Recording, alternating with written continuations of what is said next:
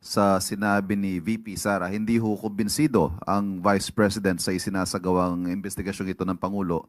And if I may quote, kung seryoso lang talaga ang Presidente, tapos na yan sa isang araw lang. Matuturo niya lahat na may kagagawa ng corruption sa budget. Pero well, as you can see, parang nanonood tayo ng sarswela. Ayun, Sarsuela. Ito ang sinabi ni VP Sara ay, kung ituturo ni Bongbong Marcos kung sino talaga ang may sala, sino yung mga magnanakaw na yan, isang araw pa lang tapos na.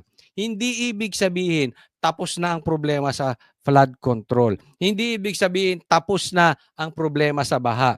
Ibig sabihin tapos na, alam na natin kung sino yung mga magnanakaw. Okay, isang araw lang matatapos ng investigasyon? That is absolutely preposterous. Ang Pangulong Marcos Jr., hindi po siya nagsasagawa ng investigasyon alatokhang way. Nirerespeto ng Pangulo ang due process, nirerespeto ng Pangulo ang human rights. So kaya po dumadaan ang lahat sa proseso.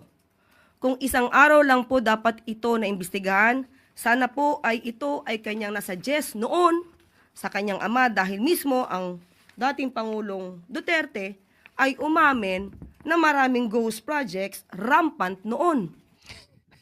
Kita mo? Naka-ready. Ha? Naka-ready si Claire. Oh. Na ibalik. Kasi, isipin mo, matagal na yan. Okay? Hindi ko alam kung saan niya pinulot siya, kung dyaryo ba yan o nireprint nila, hindi natin masabi, no? Pero sabi niya, meron din problema before. Okay? So I assume na newspaper yan, 'di ba? Lumabas yan. So ni-research pa yan. So nakahanda. Hindi ko alam kung yung tanong ay tanim-tanong. Ha? Yan ang medyo nakakaduda. Wala po tayong pinapatukuyan na media. Okay? Pero alam naman natin, may mga media na talagang gusto ring ibalik sa Duterte yung problema.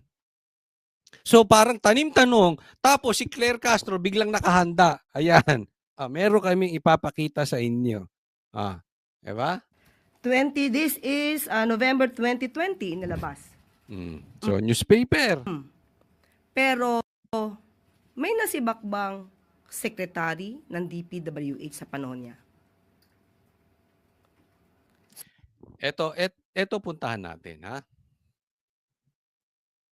So, muli, ang pag-iimbestigang ito, Ilagay natin dyan. Alam mo, Claire, lahat ng bagay, pag hinahaluan ng politika, nabababoy. Huwag nyo pong babuyin yung investigasyon. Binababoy po Nabababoy po yung investigasyon. Dahil sa kababuyang ginagawa ninyo. Ang problema natin yung baha ngayon. Bakit Duterte na naman? Sabi, kasi nagsimula yun noon. Let's assume. Okay? Let's assume, ha? Hindi ko sinasabi. Pero for discussion purposes, para mapag-usapan natin. Halimbawa, may pagkukulang din si PRRD patungkol doon sa baha before. Bakit idadamay natin ngayon?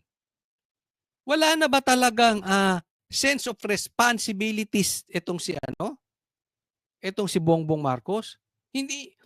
Kaya alam mo, sa totoo lang, naniniwala ako, walang patutunguhan itong investigasyon ng Executive Department. Walang papatunguhan itong investigasyon ng Kamara patungkol sa flood control. Ang pupwede lang na meron talagang patunguhan na investigasyon patungkol sa flood control projects ay sa Senado. Sa Senado. Kasi kita mo naman, sa Kamara, ayaw tawagin si Saldico. Ayaw tawagin si Magalong. Ito namang Malacanang, itong si Bongbong Marcos, wala nang bukang bibig, Duterte na naman. Halimbawa, bukas, sa labas ninyo, bumaha. Paano mo susolusyonan? Sisihin mo si PRRD? Sige nga, O let's assume may kasalanan din si PRRD nun. E di ikulong nyo. Kinulong nyo na nga nang hindi dumaan sa due process Now here you are, talking about due process.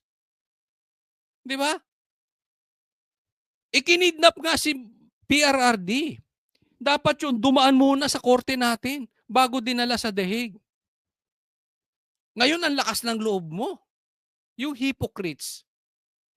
You people are hypocrites. Ang lakas ng loob ninyo talking about due process.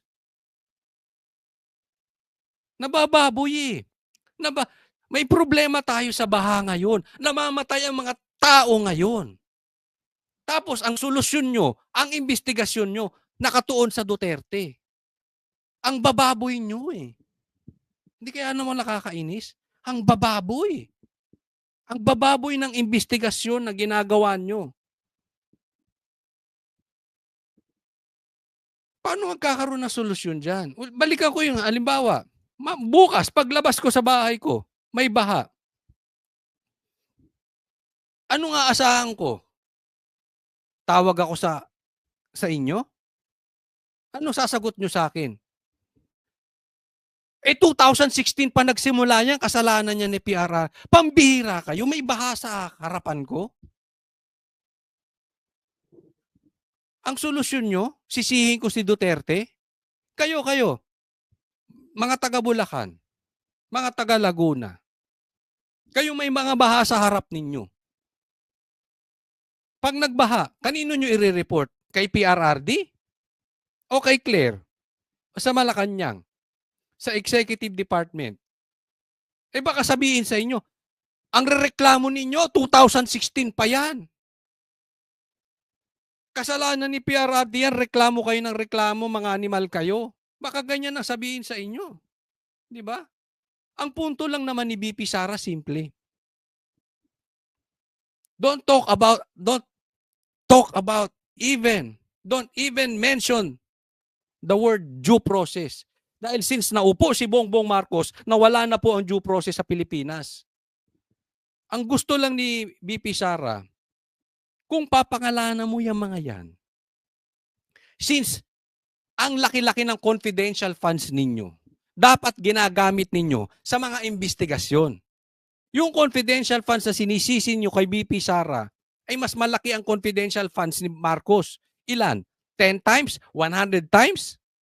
Than the confidential funds of BP Sara? Or 1,000 times? I'm asking you. Ilang ulit ang confidential funds ni Marcos? Tapos hindi kayo makapagturo? Dahil duwag ka, Marcos. Hindi mo kayang ituro sila Saldico. Hindi mo kayang ituro yung pinsan mo. Ang dali naman But si PRRD, naglabas siya ng mga adik. Ang balita nga namin, nasa listahan ka Di ba? Di umano. Let's go straight to the point. Ngayon wala kang mapangalanan? Gusto mo sila magpangalan? Dahil duwag ka. Yan po ang punto ni BP Sara. Kaya Sarsuela Because you know, pinagmalaki mo yung flood control projects. Ngayon nagkaroon ng bulilyaso. Naglabasan ng mga kurap. To the very least, you are involved. Directly or indirectly. But kung hindi ka involved directly, nadamay ka lang since you are being the leader, huwag ka namang duwag. Turo mo. Dahil alam mo yan. Pwede namang ituro mo Pwede namang pangalanan mo Then saka mo padaanin sa due process. Hindi mo naman ikukulong basta-basta Basta according to my intel, eto sila Eto, dito napunta yung confidential funds. Pwedeng ganun. Being the president, I did my job. Nag-research ako. Eto sila.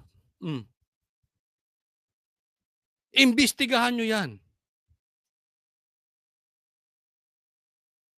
Claire, huwag mong itago yung kaduwagan ng boss mo. Responsibilidad niya yun eh. Tapos gusto nyo magpangalan sila Magalong o kung sino-sino. Di ba?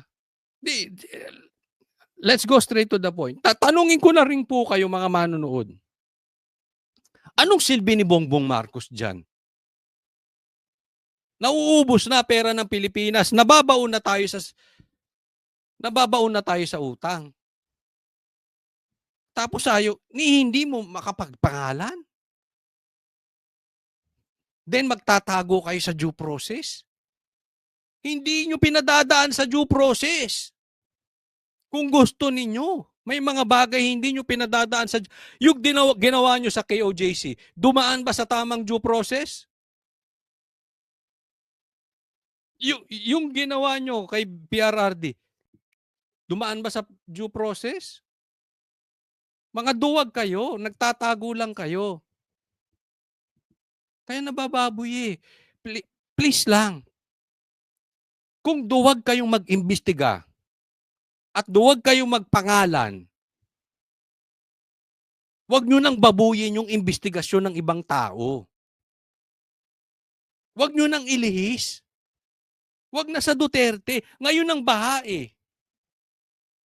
Yung nalulunod dun sa baha, anong sasabihin ninyo? Sisihin si PRRD. Ang bababoy ng mga para-paraan nyo eh.